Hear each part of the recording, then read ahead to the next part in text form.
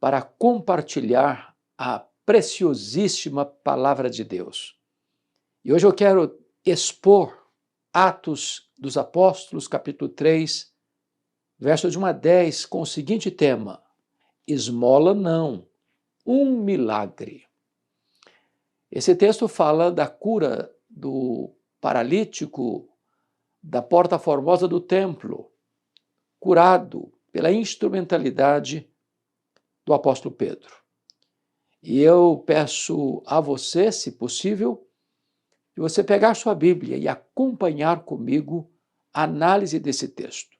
Hoje eu vou seguir o chamado método Lectio Continua, ou seja, vamos examinando versículo por versículo, bebendo desta fonte, recebendo a instrução de Deus pela iluminação do Espírito Santo, para compreendermos este extraordinário milagre para um homem que só tinha pedido uma esmola. Então vamos ao verso 1. Está escrito: Pedro e João subiam ao templo para a oração da hora nona. Pedro e João são apóstolos de Jesus. Eles, via de regra, aparecem juntos na Bíblia. Eles eram sócios de uma empresa pesqueira. Eles foram chamados por Jesus para serem apóstolos. Agora Jesus já morreu na cruz, já ressuscitou, já voltou para o céu, já derramou o Espírito Santo sobre a igreja, e a igreja de Jerusalém perseverava na doutrina dos apóstolos e nas orações. Esses dois líderes da igreja estão se dirigindo à casa de Deus, ao templo, para a oração da hora nona, às 3 horas da tarde. A liderança da igreja ora. A liderança da igreja não apenas fala de oração, mas pratica a vida de oração. E eles estão indo juntos para aquela reunião de oração às 3 horas da tarde no Templo de Jerusalém. Versículo 2 diz que era levado um homem coxo de nascença, o qual punham diariamente à porta do templo chamada Formosa, para pedir esmola aos que entravam. Veja você que este homem paralítico não vai, claro, ele não pode andar, ele é levado. Alguém precisa se importar com ele, alguém precisa ajudá-lo.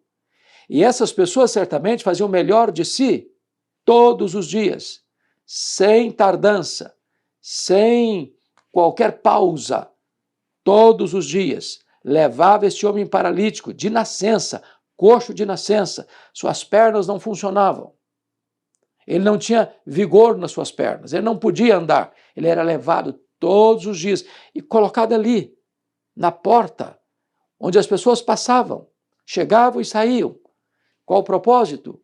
Para que essas pessoas, conduídas dele, pudessem dar a ele uma esmola, uma ajuda, algum valor, por menor que fosse, para mantê-lo vivo, para sustentá-lo, uma vez que ele não podia trabalhar.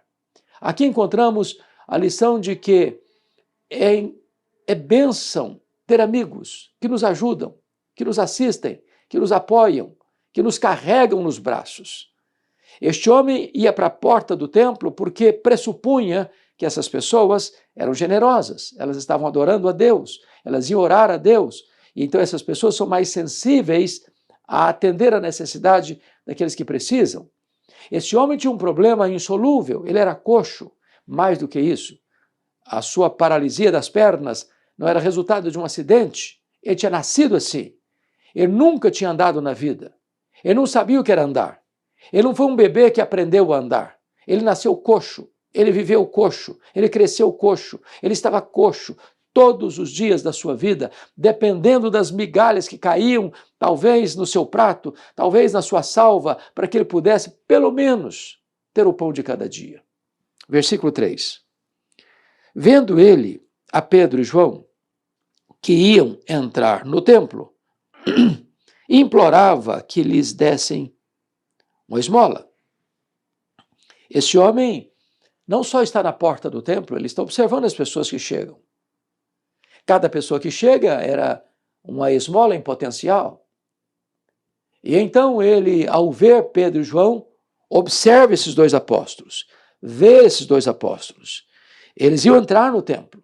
E diz o texto que ele implorava uma esmola. Ele não pedia apenas, ele implorava: por favor, me ajude, por favor, me socorra, tenha misericórdia de mim, me dê uma esmola, me dê uma oferta, lembra de mim, me socorre aqui, eu preciso de ajuda, eu não posso trabalhar, eu estou vivendo à míngua, eu preciso da ajuda de vocês. Ele implorava e implorava e implorava, não uma cura, mas uma esmola, apenas uma pequena ajuda para sobreviver naquele dia. Há tantas pessoas que estão pedindo esmolas. Elas não acreditam mais na possibilidade de um milagre, de algo extraordinário, de uma reviravolta na vida, de uma libertação da paralisia, de uma possibilidade de sair dessa algema invisível da paralisia. Ele está trancado, talvez, num ambiente de angústia, de sofrimento, de dor, de solidão. Ele pede ajuda. Vamos ver a resposta. Versículo de número 4. Pedro, fitando-o juntamente com João, disse: olha para nós. Agora não é o homem que vê Pedro e João. Agora é Pedro e João que fitam, que olham detidamente, demoradamente, propositadamente para aquele homem paralítico. E então dizem para ele: olha para nós. Esta é uma palavra tão poderosa. Aqueles dois apóstolos não disseram: olha para Jesus, olha para este, olha para aquele outro, olha para nós. E eles não estão apenas querendo uma contemplação humana. Eles podem ser, para aquele homem, modelo, exemplo, paradigma. Às vezes nós, com boas intenções, dizemos: não, você não tem que olhar para mim, você tem que olhar para Jesus. Mas esses homens têm autoridade para dizer isso. Olha para nós. Veja como vivemos. Observe como nós nos comportamos. Aquilo que Paulo disse em 1 Coríntios capítulo 11, versículo 1, sede meus imitadores, como eu sou de Cristo. Versículo 5, ele os olhava atentamente, esperando receber alguma coisa. A ordem é: olha para nós. E o homem, então, obedece a esta ordem de Pedro e João e fixou os olhos nos dois, demoradamente, atentamente. Para quê? Aguardando uma ajuda, uma esmola, alguma coisa. Não tem expectativa, não tem sonho, não tem esperança de milagre, não tem qualquer pedido de milagre. Não há aqui qualquer desejo maior do que receber uma mísera esmola, alguma coisa. É só isso. Quantas pessoas que estão assim, talvez acostumadas com o seu problema, acomodadas no seu problema, acham que não tem saída, que não tem jeito, que não tem solução. Não pedem um socorro no sentido de um milagre, uma cura, uma libertação, uma manifestação do extraordinário. Querem apenas sobreviver.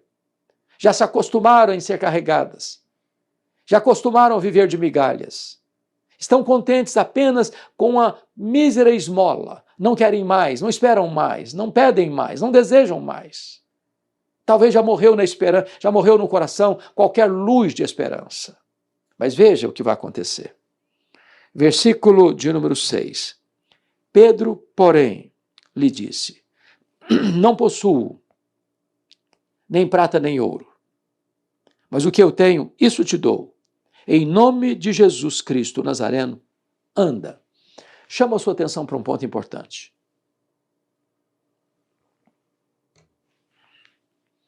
Quando Pedro e João disseram: olha para nós, os dois estão dizendo isto.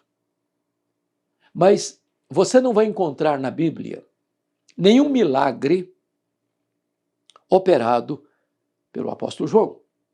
Ele tem intimidade com Deus, mas não recebeu este dom de Deus. Agora é Pedro, e apenas Pedro, que está falando. Eu não tenho ouro, eu não tenho prata.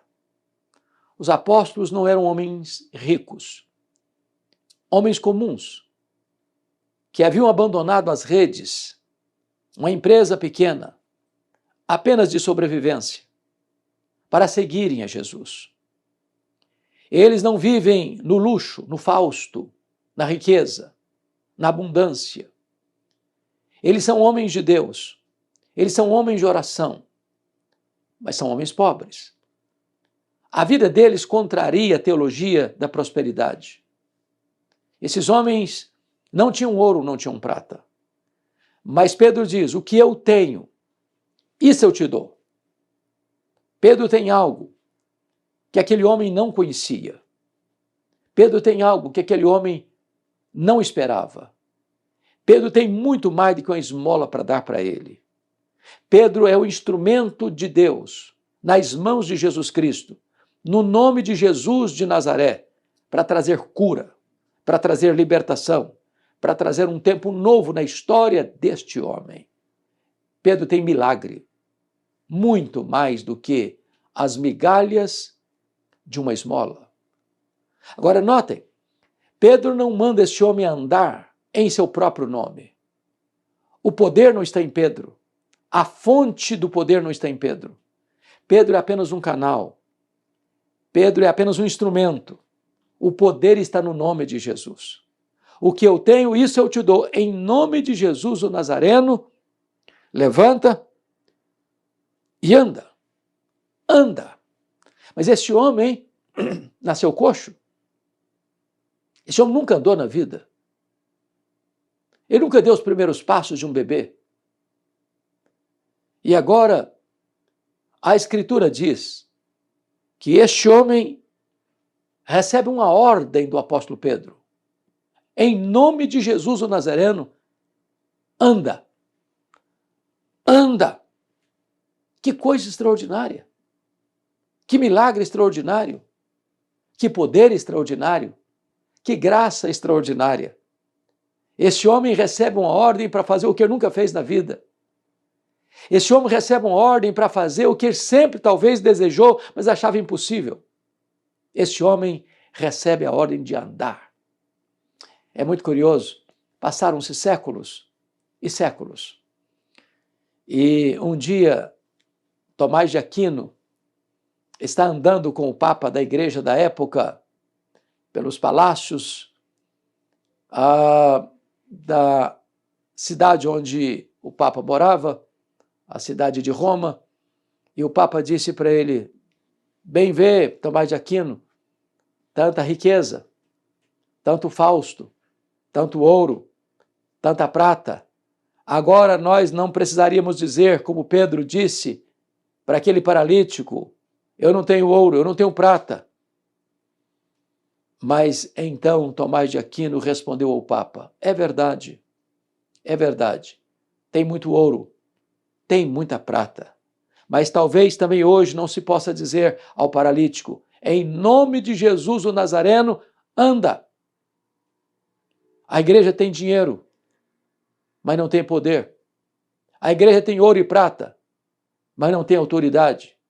A igreja tem riquezas materiais, mas não tem poder espiritual. O apóstolo Pedro olha para aquele homem e diz, eu não tenho ouro, eu não tenho prata, mas o que eu tenho, isso eu te dou. Em nome de Jesus o Nazareno, anda. O poder não é dele, o poder vem de Jesus, o Nazareno. Versículo de número 7 diz, e tomando-o pela mão direita, o levantou, imediatamente os seus pés e tornozelos se firmaram.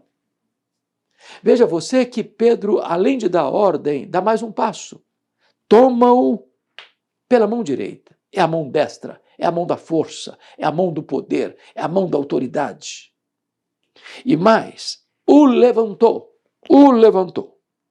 Agora, preste atenção. Imediatamente os seus pés e tornozelos se firmaram.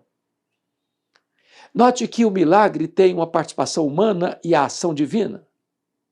Estender a mão direita, botar o homem de pé, Isso foi o que Pedro fez. Isso foi obra humana. Mas a segunda parte Pedro não tinha poder para fazer. Aí Jesus fez. Os seus pés e tornozelos se firmaram. Isso é maravilhoso, porque Deus sempre opera a partir do que nós temos. Ele faz o que nós não podemos fazer. E nós devemos fazer aquilo que podemos fazer. Segurar o homem pela mão direita, botar o homem de pé, isso Pedro podia fazer. Mas só em nome de Jesus o Nazareno, aquele homem podia ver os seus pés e tornozelos se firmando. Este é um milagre de Deus. Esta é a operação maravilhosa do milagre de Deus. Não uma esmola, mas um verdadeiro milagre. Agora vejamos, versículo 8.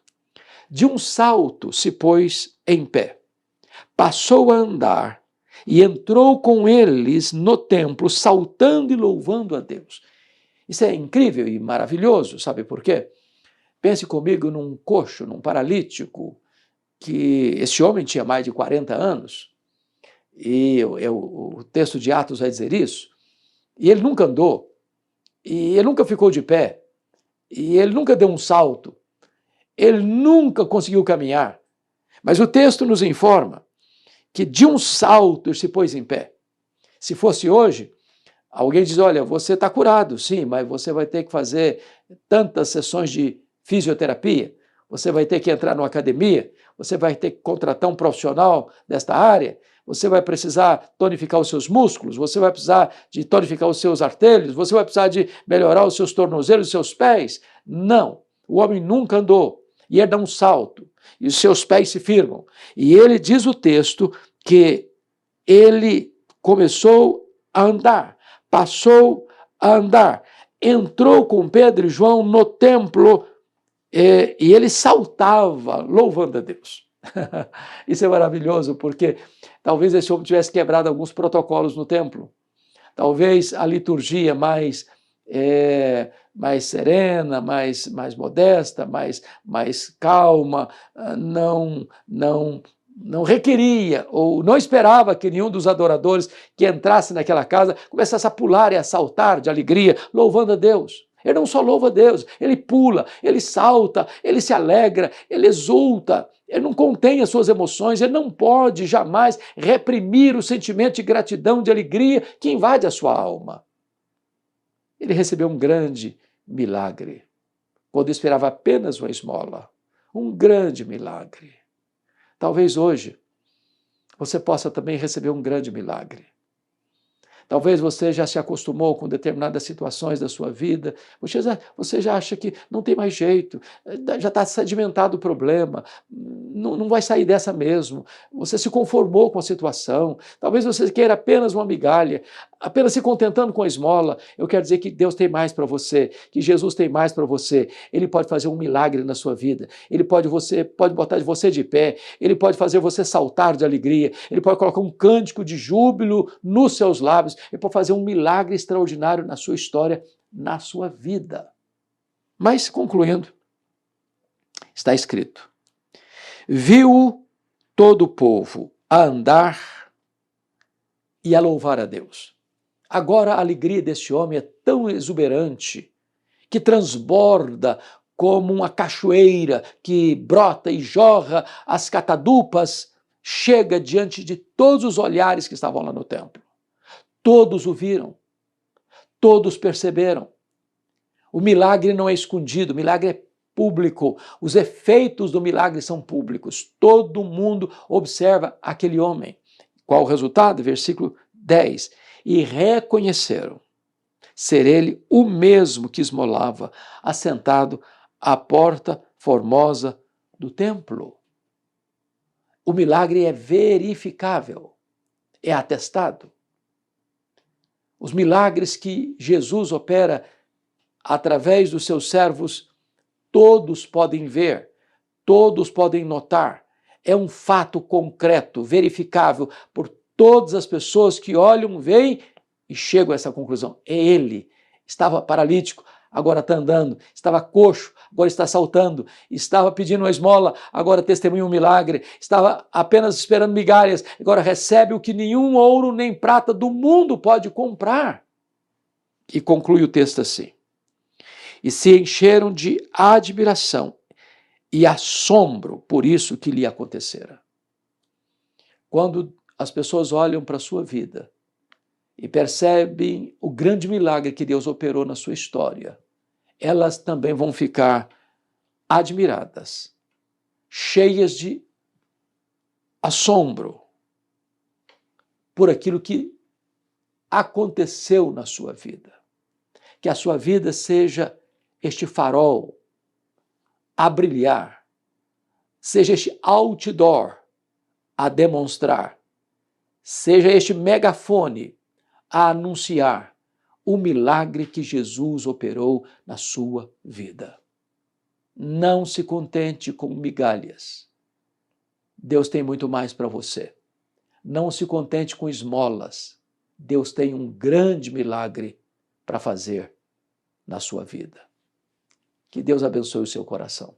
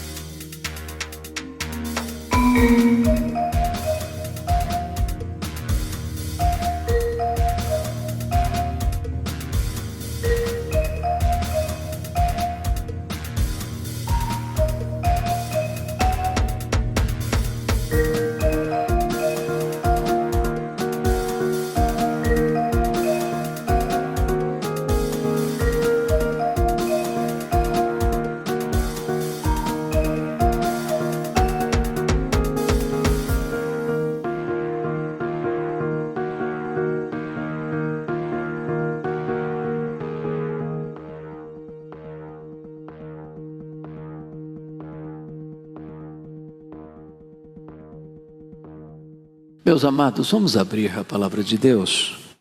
A carta do apóstolo Paulo aos Efésios, capítulo 6, versos 10 a 20. Carta de Paulo aos Efésios, capítulo 6, 10 a 20. Lido o texto, permaneça com a sua Bíblia aberta comigo nesta passagem, por favor. Está escrito assim: quanto ao mais, sede fortalecidos no Senhor e na força do seu poder.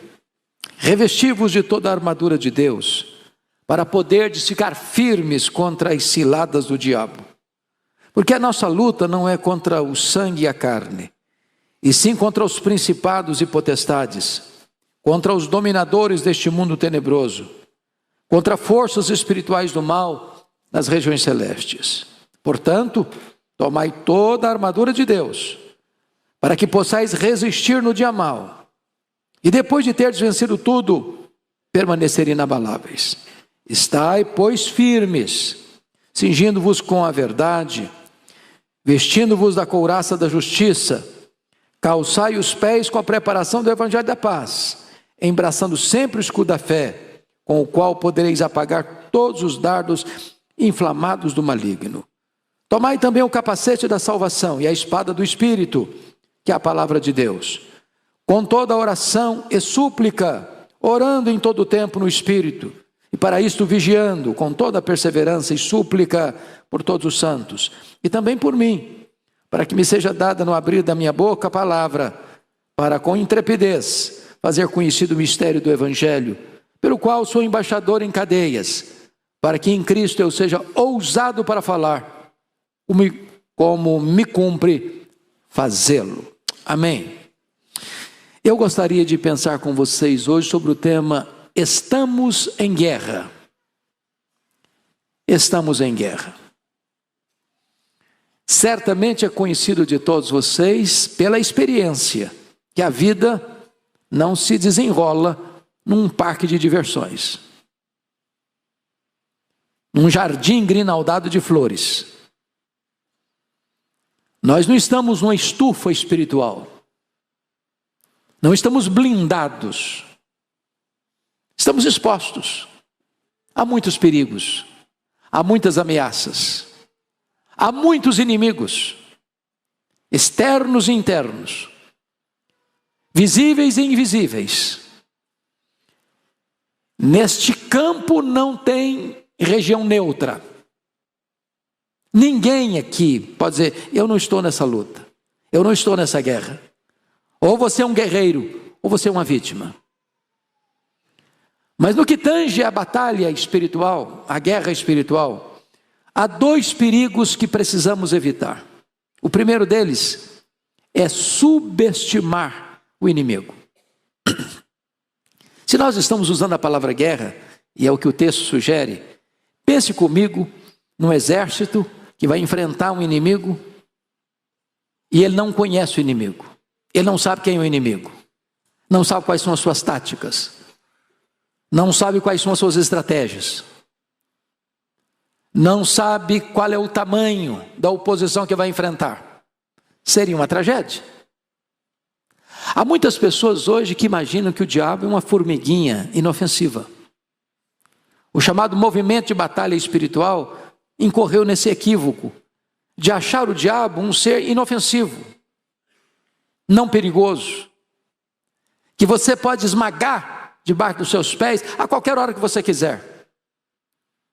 E o apóstolo Paulo, alertando sobre esse perigo, diz que nós não podemos ignorar os desígnios de Satanás. Não podemos enfrentá-lo de cara limpa. Não podemos entrar nessa guerra com armas carnais. Precisamos de armas poderosas em Deus para destruir fortalezas e anular sofismas. O segundo perigo nessa batalha, meus irmãos, é o perigo de superestimar o inimigo.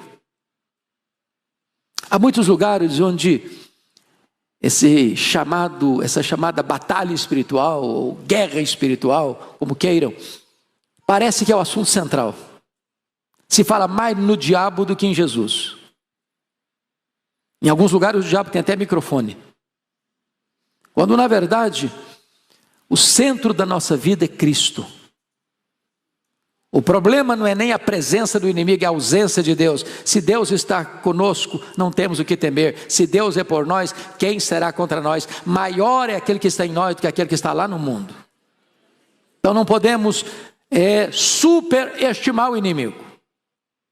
Então, nós precisamos agora fazer uma pergunta: contra quem é a nossa luta? Se nós estamos em guerra, precisamos saber contra quem estamos lutando. E Paulo vai nos informar, a primeira coisa é que contra quem não estamos lutando. No versículo 12 ele é específico, porque a nossa luta não é contra o sangue e a carne. Com isso Paulo está dizendo que o seu problema não é gente, não são pessoas. Às vezes nós imaginamos que se fulano ou beltrano saísse do nosso caminho, a nossa vida seria bem mais tranquila. Não é verdade? Pessoas nos fazem sofrer mais do que circunstâncias. Pessoas nos machucam mais do que situações. Porém, é um grande erro imaginar que se eu tirar este ou aquele do meu caminho, meu problema estará resolvido. Porque as pessoas são apenas instrumentos, joguetes nas mãos do verdadeiro inimigo. Eu posso até tirar alguém do caminho, mas o outro se levantará, talvez pior, talvez mais perigoso, talvez até mais numeroso. Então não lute contra pessoas. Seu problema não é seu marido, sua mulher, seus filhos, sua sogra, seu cunhado, seu vizinho, seu patrão, seu sócio. A luta não é contra pessoas, é uma guerra espiritual. Mas, se você perceber no versículo 11, somos informados aí que a nossa luta, está escrito, revestivos de toda a armadura de Deus, para poderes ficar firmes contra as ciladas do diabo. E aqui ele denomina esse ser maligno, que é o líder, que é o chefe dessa corja, que é Abaddon, que é Apolion, que a Bíblia chama de destruidor, tentador. A Bíblia chama de assassino, ladrão, mentiroso, pai da mentira. Então, esse ser é um ser que caiu do céu, expulso do céu, porque quis ser igual a Deus. Quis colocar-se acima dos outros anjos. E diz a Bíblia que ao cair, essa estrela caída arrasta consigo um terço das estrelas, que vem a se tornar demônios, seres malignos. E Paulo os categoriza aqui no verso 12, como uma ordem hierárquica. Notem comigo, aquilo que John Mackay chamou de a ordem da desordem. Porque Jesus disse que o diabo não é tolo a ponto de estar dividido contra ele mesmo. Uma casa não pode prevalecer se ela está dividida contra ela mesma. E Jesus disse isso no contexto que o diabo não luta contra o diabo. Então Paulo diz que existe uma estratificação de poder, qual seja, principados, potestades, dominadores deste mundo tenebroso, forças espirituais do mal. Nessa guerra espiritual, nem todos os seres malignos têm o mesmo poder de resistência.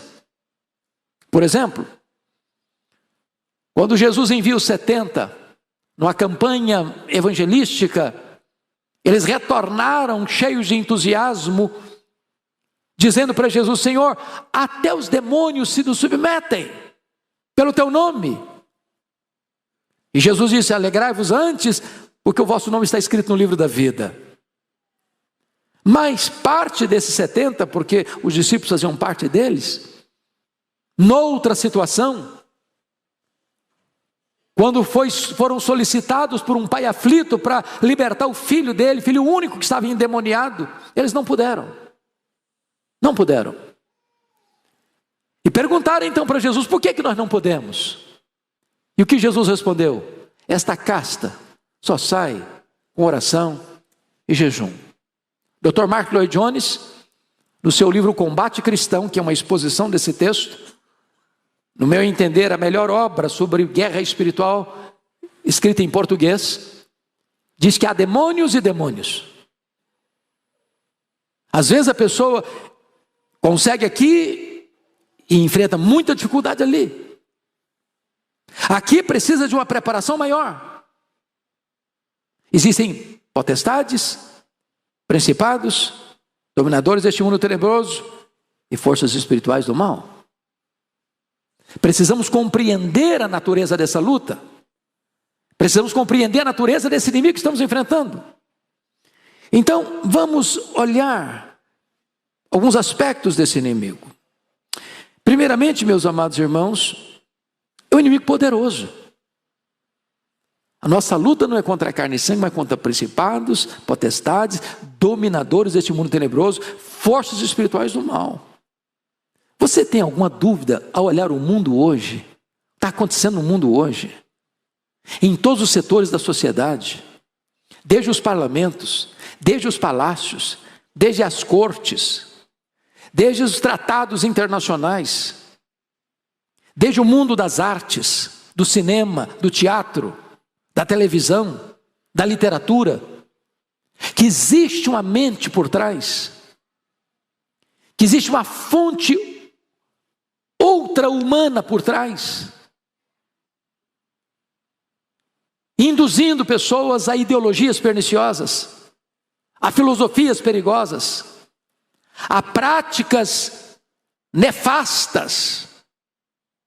Porque às vezes as pessoas ficam imaginando, meus amados irmãos, que o diabo não, ele é um ser inofensivo, você nunca vai ter que enfrentar problema com ele, não tem perigo. Há pouco tempo um líder da igreja chegou ao desplante e me dizia assim: pastor, o diabo não passa nem perto da minha casa. Coitado, ele não percebeu o volume dessa luta. A Bíblia chega a dizer que o diabo, ele furta a palavra.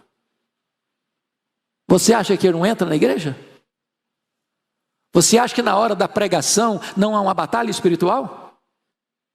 Você não vê aqui quanta gente que vem à igreja ano após ano, ano após ano, ano após ano, a palavra entra aqui e sai lá? Eu conheço gente que frequenta a igreja há mais de 20 anos, religiosamente, não convertida. O diabo rouba a semente.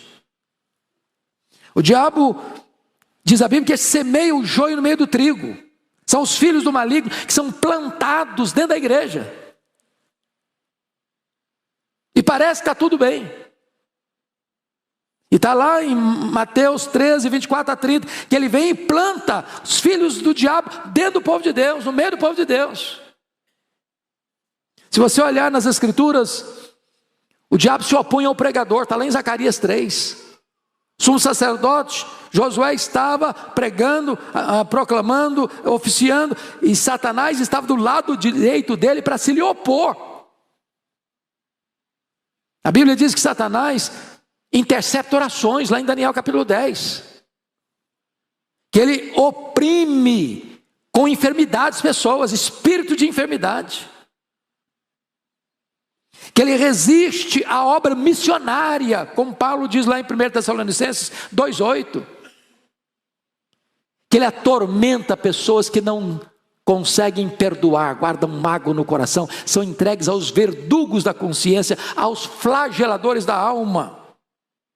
Que o diabo dissimula, até em anjo de luz, para enganar.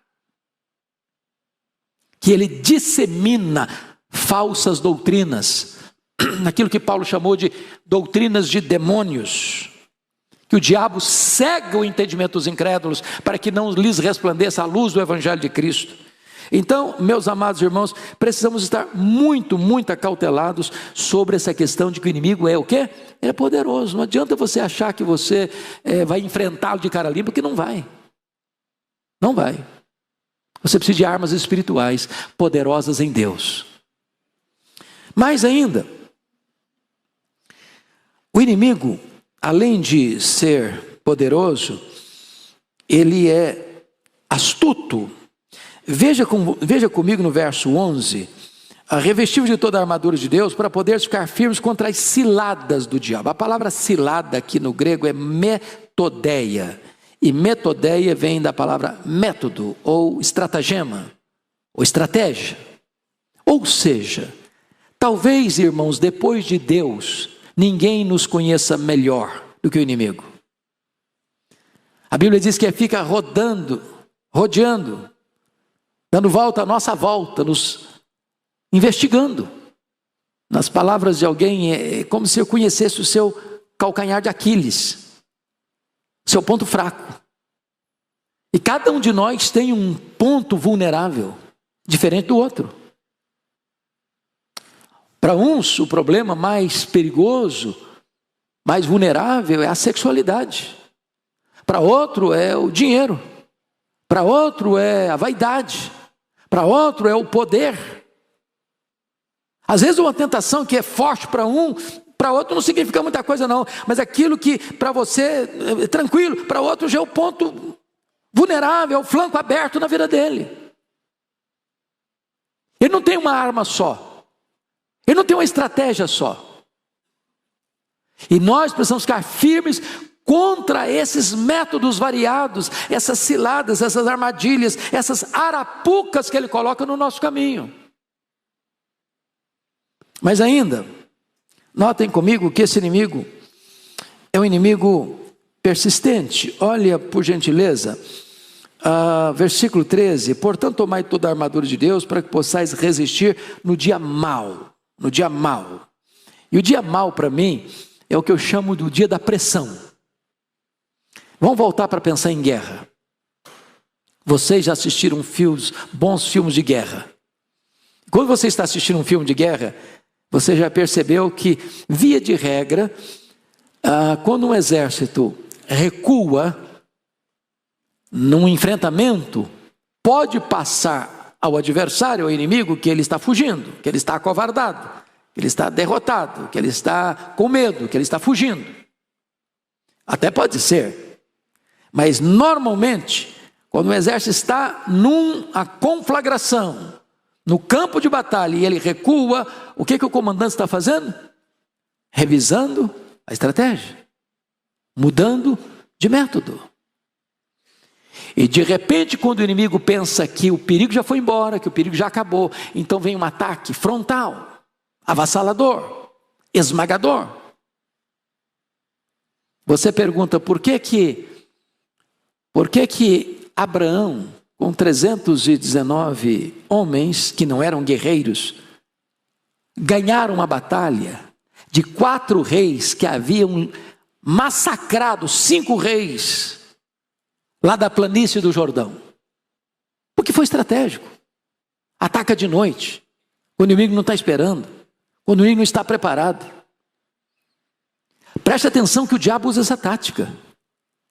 É o dia mau. É aquele tempo que parece que está tudo bem na sua vida.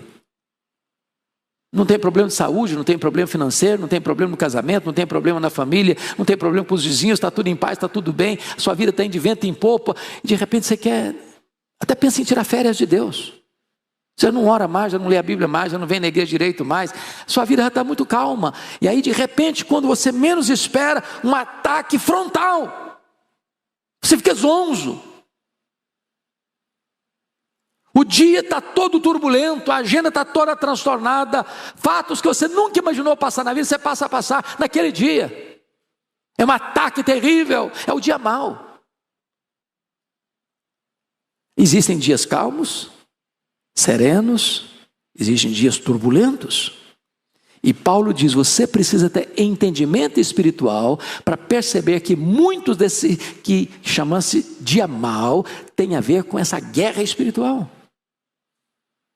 Mas notem o versículo 13 ainda, que ele diz assim: e depois de terdes vencido tudo, tira férias, descansa. Não, depois de terdes vencido tudo, permanecer inabaláveis. Na área do trânsito, acho que vocês têm essas estatísticas. Você sabe qual horário que mais acontece acidentes em viagens? É quando a pessoa está chegando em casa. Ela dá uma relaxada. Estou chegando. Desliga um pouco aquela antena da vigilância. Então cuidado, porque você nunca é tão vulnerável como quando depois de uma grande vitória. Permaneça firme. Permaneça vigilante. Sabe por quê?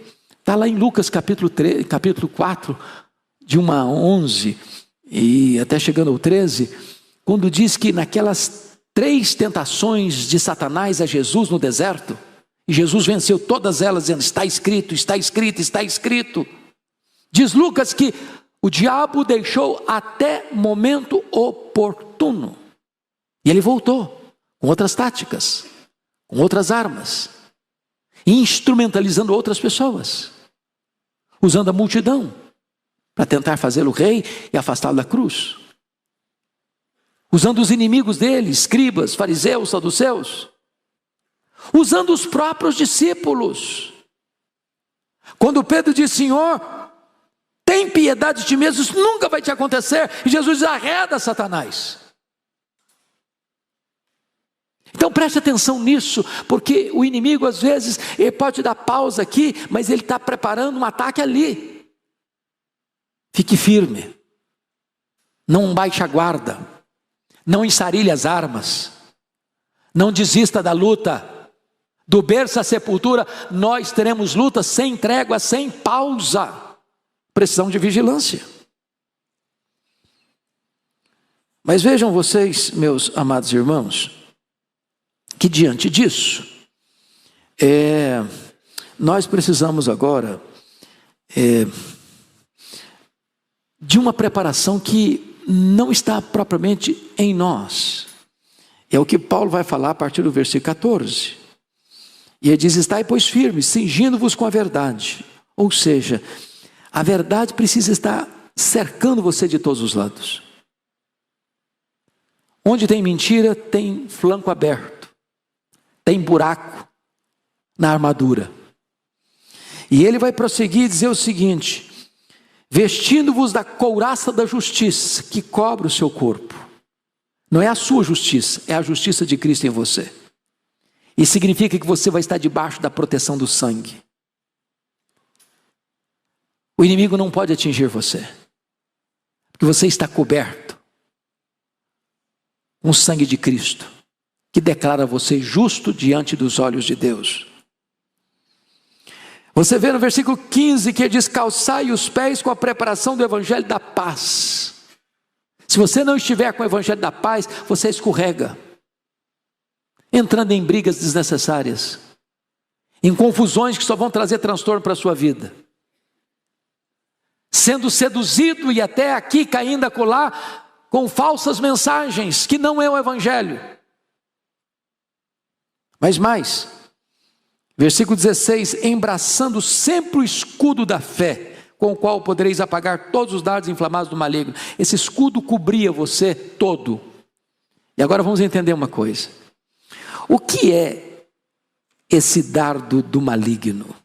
Você já parou para pensar nisso? Que dardos são esses? Dr. Mark Lloyd Jones, penso eu, interpretando corretamente o texto, diz o seguinte: já passou pela sua cabeça algum pensamento que você fica chocado com ele? Será que sou eu mesmo que estou pensando nisso? Não é o que você crê? Não é o que você gosta? Não é o que você quer? Aquilo passa. Isso levou Lutero a dizer que você não pode impedir que um passarinho voe sobre a sua cabeça, ou você pode impedir que ele faça ninho na sua cabeça. E ele diz assim, Mark Lloyd Jones: qualquer pensamento que povoa a sua mente e que não é expressão do que você crê, do que você deseja, do que você aspira, isso é uma seta, isso é um dardo inflamado do maligno. Como é que você resolve isso? Bota o escudo da fé e diz: eu não creio assim, eu não penso assim, eu não aceito assim, eu creio assim, assim, assim, assim. Eu rejeito esse pensamento que não é meu, isso não vem do meu coração, que foi regenerado e lavado no sangue do Cordeiro. E então você apaga com o escudo da fé, com a afirmação da sua fé, este dardo inflamado do maligno. E ele prossegue no versículo de número 17: tomai também o capacete da salvação. Capacete protege a área mais importante do seu corpo, que é a sua cabeça, seu cérebro, é o que dirige você. Ou seja, meu irmão, você precisa tomar posse da salvação. Quem é você?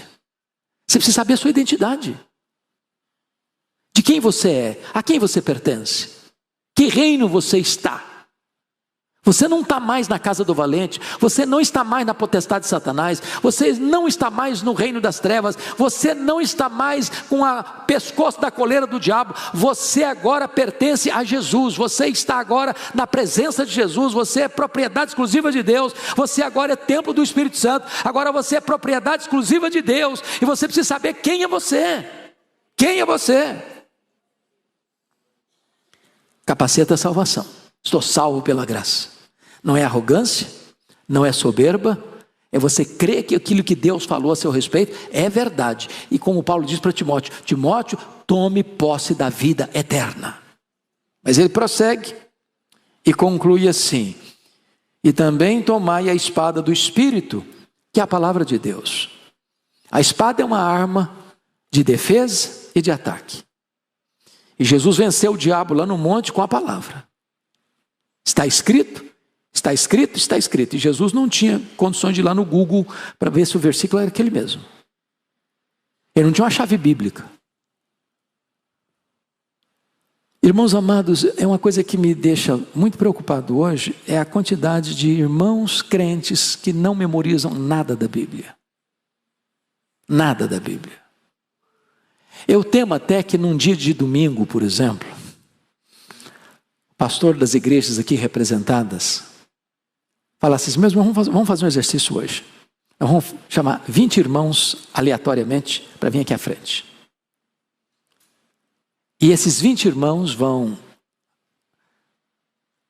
declamar aqui à frente 10 versículos que eles têm da Bíblia de cor. 10, só 10. Talvez esse pastor vai ter dificuldade. E nós estamos vivendo na época da informação. De tanta Bíblia. E temos várias Bíblias, e graças a Deus que temos. Mas não memorizamos. E a Bíblia na sua prateleira não vai resolver o seu problema. A Bíblia na sua mesa não vai resolver o seu problema. Você precisa ler. Você precisa internalizar. Eu acho que eu já disse para vocês aqui, de uma experiência que tive na penúltima viagem, que fazemos todos os anos com caravana. Fomos ao norte da Itália. E ali fomos visitar uma igreja valdense. Não sei se vocês têm essa ciência, que os valdenses foram uma igreja protestante 400 anos antes da Reforma. Protestante. E Pedro Valdo era um comerciante rico lá em Lyon, na França. E converteu-se a Cristo. Pegou toda a riqueza dele e empregou na tradução da Bíblia e em fazer cópias da Bíblia. Isso em 1173. Portanto, eu estou falando basicamente 400 anos antes da Reforma e quase 400 anos antes da imprensa, que foi inventada em 1450 na Alemanha. Uma cópia da Bíblia custava 1 ano de trabalho. Era muito caro. Eles treinaram jovens para ir de casa em casa, clandestinamente, porque estavam sendo terrivelmente perseguidos para ensinar a Bíblia. Sabendo que as cópias das Bíblias que tinham, que eram caríssimas e raríssimas, haveriam de ser procuradas e queimadas pela igreja oficial da época, eles resolveram fazer outra coisa. Nós vamos agora memorizar a Bíblia. E chegou uma época em que todas as cópias de Bíblias que eles tinham foram queimadas. E eles tinham tudo de memória e reproduziram todo o conteúdo outra vez.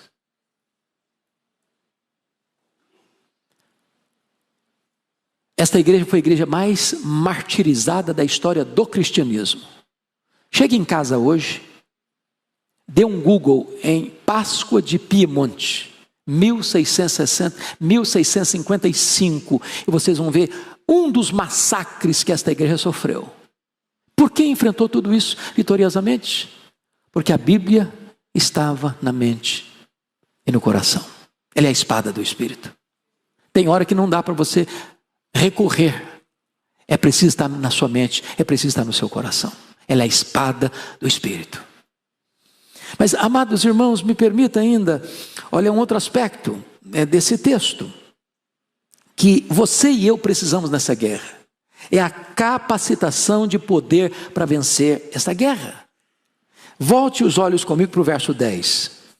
Quanto ao mais, sede fortalecidos no Senhor e na força do seu poder.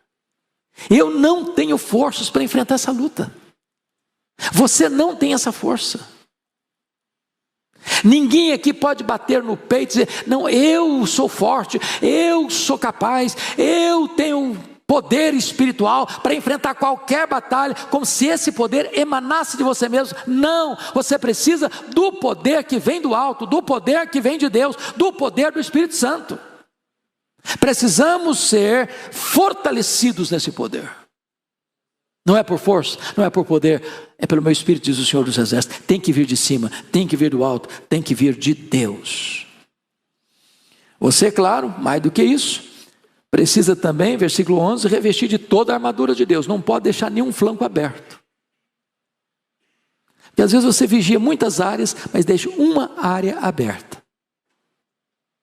Você é cuidadoso nisso, você é cuidadoso naquilo, você é cuidadoso naquilo outro, mas numa pequena área você deixa um ponto, um flanco aberto, e por essa brecha o inimigo pode entrar e fazer um estrago.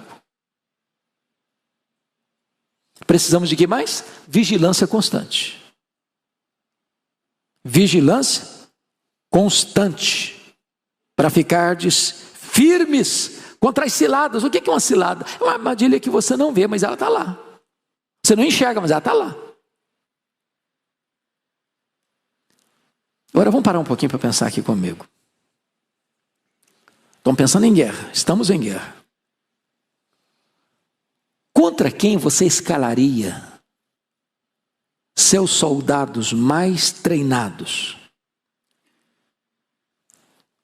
Contra um inimigo fraco ou contra um inimigo forte? Quem resiste ao diabo? Se não é a igreja de Deus. Onde você acha que ele escalaria seus demônios mais tinhosos? É lá no estádio de futebol? É lá na boate da esquina? Ou é na igreja? Estamos em guerra. E nós precisamos estar apercebidos, acautelados e conscientes, para que sejamos revestidos de todo o poder de Deus e de toda a armadura de Deus.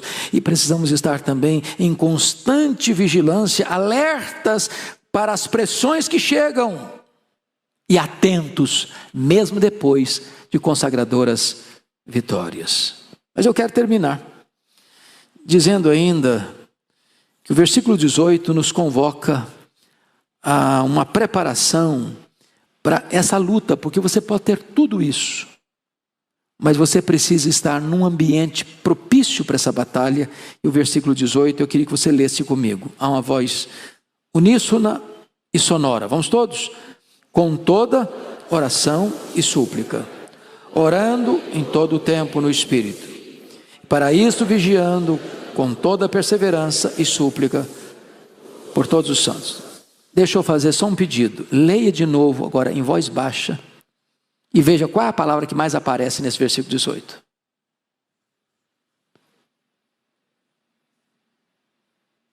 Descobriram?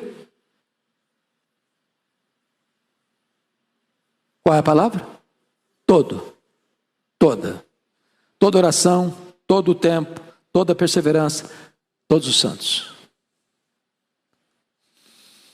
Aqui você encontra o tempo da oração. Todo o tempo. Quando que a igreja deve orar? Todo o tempo. Você vai encontrar aqui a natureza da oração. É oração e súplica. Traz a ideia de você adorar a Deus por quem Deus é e pedir a Ele porque Ele é seu Pai.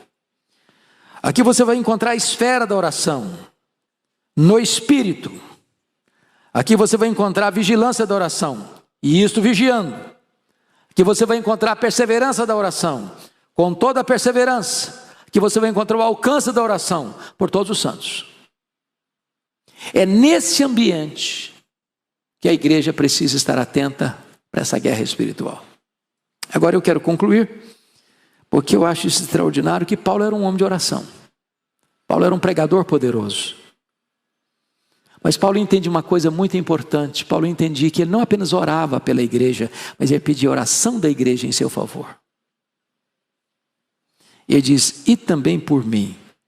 E para que ele está pedindo oração? Ele tinha problemas pessoais. Por exemplo, ele tinha um espinho na carne. Era uma doença física. Sentia dores. Ele tinha muitos inimigos. Ele estava preso. Ele estava algemado. Ele tinha, além de tudo, de pressões externas, de temores internos, preocupação com todas as igrejas. Mas qual o pedido de oração que ele faz aqui para a igreja? E também por mim, para que me seja dada, no abrir da minha boca, a palavra oportuna, a palavra certa, na dosagem certa, para as pessoas certas, para um propósito certo, para resultados certos. Para com intrepidez. Paulo está precisando de coragem. E precisa de pregar essa palavra com intrepidez. E fazer conhecido o mistério do Evangelho, pelo qual sou embaixador em cadeia, ele está preso, para que em Cristo eu seja usado para falar, como me cumpre fazê-lo. O cara está algemado e ele quer poder, ele quer intrepidez para pregar. E o resultado está lá em Filipenses, capítulo 1. Ele diz que essas algemas, ele era embaixador em cadeias, essas algemas tornaram-se conhecidas de toda a guarda pretoriana. E a guarda pretoriana eram 16 mil soldados da mais alta patente do Império Romano. E Paulo tem intrepidez para pregar. Resultado? Conversões e mais conversões lá dentro do palácio de Nero. Ele escreve em Filipenses 4, 22, os santos vos saúdam, especialmente os da casa de César. Então vou fazer um pedido para vocês, irmãos. Não deixem de orar pelos pastores. Não deixem de orar. Você pode fazer um teste. Peça a igreja para orar verdadeiramente para o culto. Vamos imaginar que nós estamos no culto domingo de manhã. Você chega domingo à noite e fala, meus irmãos, eu preciso que vocês levantem um clamor hoje à tarde pelo culto. O culto vai ser diferente. O sermão vai ser diferente. A pregação vai ser diferente. Porque não é eloquência humana. Não é lucidez da eloquência humana. É o poder do Espírito Santo. A igreja precisa estar tomada, envolta nesse ambiente bendito da oração. Que Deus nos abençoe. Que Deus nos ajude. Nós somos jamais que vencedores em Cristo Jesus, nosso Senhor.